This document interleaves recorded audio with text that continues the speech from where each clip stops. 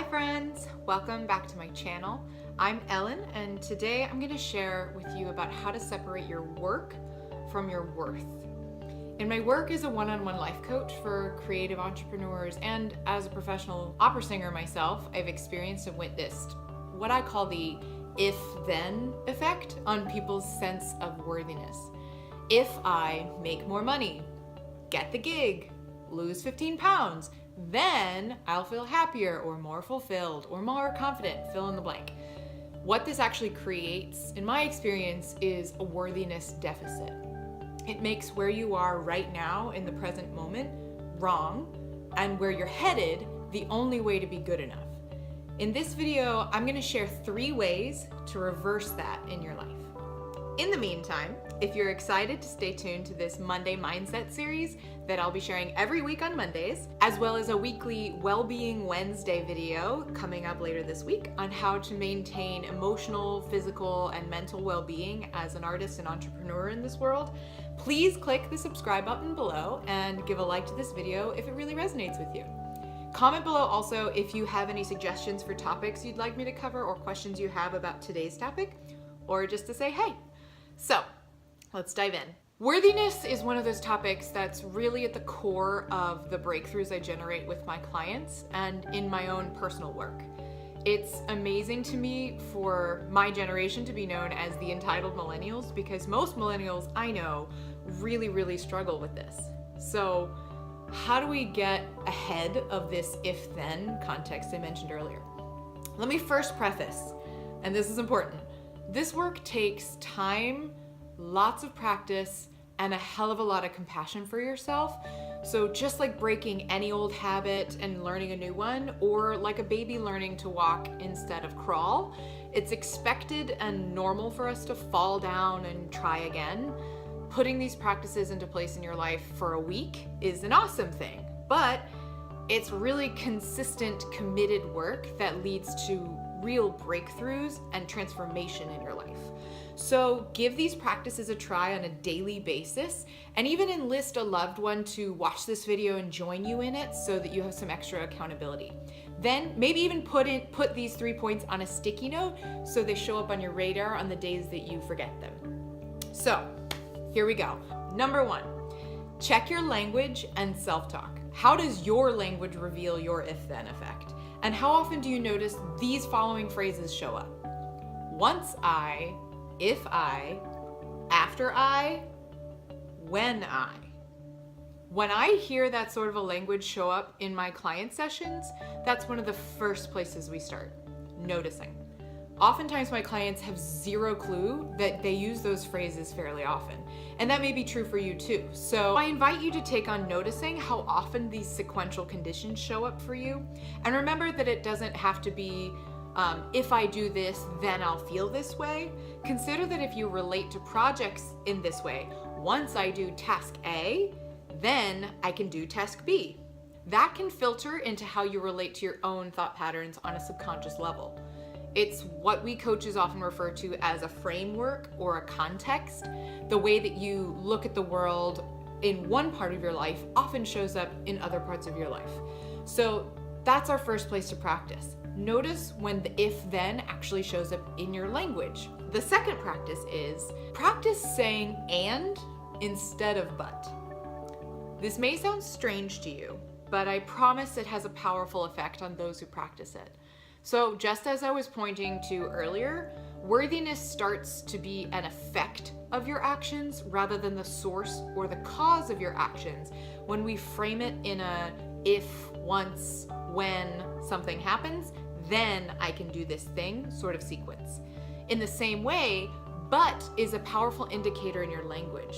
But's used as a negation of the thing that came before it, right? I want to go on vacation, but I don't have any extra days off. I want to eat cake, but I'm on a diet. The function of but has the effect of canceling out what just came before it. So in the context of our conversation about worthiness, the same thing shows up. I want to feel more confident, but I need to lose 15 pounds first. Or even something as sneaky as, I want to be happy with where I am in my journey right now, but I also have really big goals. When we negate our wants with a big but following it, it's like what we want is invalid. It's like it's not something that you can have right now. When in fact, both can be true and valid simultaneously. I am confident and I'm committed to losing 15 pounds. I am happy with my life right now and I have big goals for my future. Can you hear the difference? Because if you recognize that but has a disempowering flavor in your language, adding an and will have a very powerful and empowering one.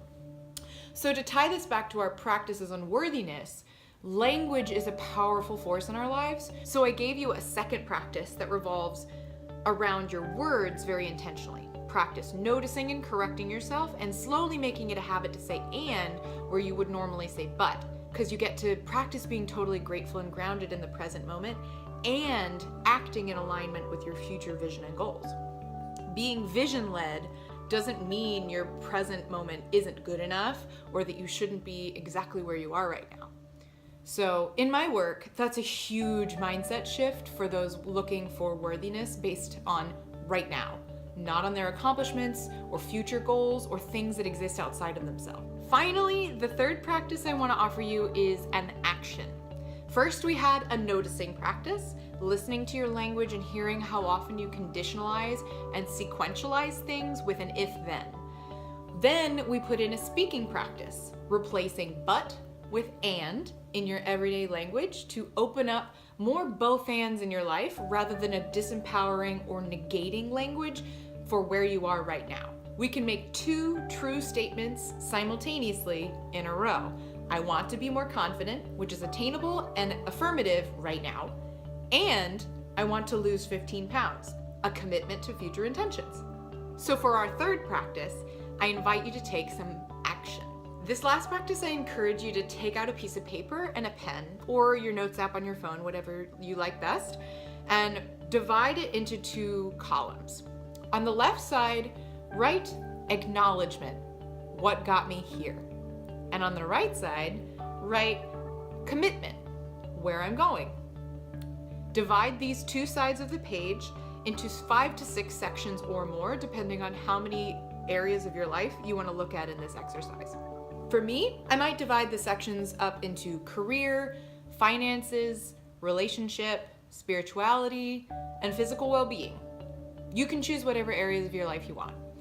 So on the left side, I take a look at what got me here to this present moment that I'm grateful for and that I acknowledge myself for. Had it not happened, I wouldn't be where I am today. What got me to this moment in my career? What event, decision, or even small step from yesterday came just before this moment that gives me the opportunity to be grateful right now? For some of you, this may be easier because the event or decision you perceive as positive. Maybe you just got hired. Maybe you just ran your first marathon. In some of these cases, though, some of you may struggle. Some of you may have just lost a job or broken up with a partner or had some financial roadblocks come up recently. I'd encourage you to look at all of these events as a gift for you to unwrap. What higher level commitment can you be grateful for that got you to this exact moment right now? Maybe you recognize something greater for yourself outside of that previous relationship or job. Maybe you had a huge wake-up call after multiple insufficient fund alerts from your bank, and you finally are ready to transform your relationship with money. Whatever it is, acknowledge and thank that event, circumstance, or decision that you made that brought you to where you are in this moment today in that area. Then, on the other side of the sheet, what's your commitment in that area? Where are you headed? Are you looking to create a committed relationship this year? Are you committed to getting hired for a lead role in an opera this year? Are you committed to getting debt-free this year? Whatever it is, in whatever time frame you want, set your vision and commitment. Now, look at your sheet once you've presenced yourself to the gratitude and powerful gift of what came before that has you exactly where you are right now, and the vision of where you're going. Worthiness is everywhere in this exercise. On the left, you see that no matter what's happened, you get to experience joy and celebration and worthiness at every step in the journey. And especially right now in this present moment, no conditions, no if-thens, and no buts. Your powerful, magical self manifested and created that path that led you to this moment, even to you watching this video right now.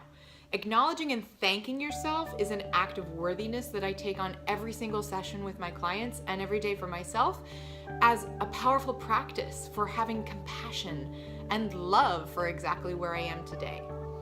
And setting a vision and commitment that is worthy of my greatness and your greatness is another expression of that power. You're inherently worthy of having everything you want in your life. So aligning that vision with what you're committed to is another powerful practice for embracing worthiness. So I hope these 3 practices gave you some room to play, reinvent, maybe create some breakthroughs in how you relate to your worthiness. Thank you so much for watching, and please share below in the comments what your biggest takeaway from today was. And be sure to like this video if you got something out of it, and like I said, subscribe if you're excited for more. I'll see you in my next video. Bye guys.